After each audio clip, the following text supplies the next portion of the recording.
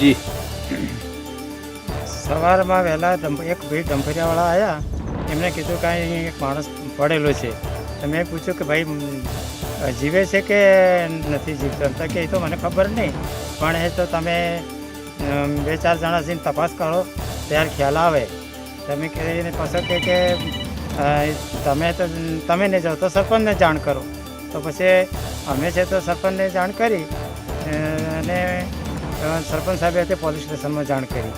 અને આ ભાઈ હતા તેમને કીધું કે ચાલો હેડો આપણે બધા ભેગા થઈને જઈએ. તારે કે ભાઈ આ પ્રવીણભાઈ હતો, એને કેવું કપડે પહેલા થતો વસ્ત્ર એ તને ખ્યાલ છે એમ પૂછ્યો અમારા ભાઈને. ત્યારે અમારા ભાઈ કહે કે આવો આ ના પ્રવીણ આવું જર્સીને એવું આ એનું જ છે, એટલે સાબિત થઈ ગયું.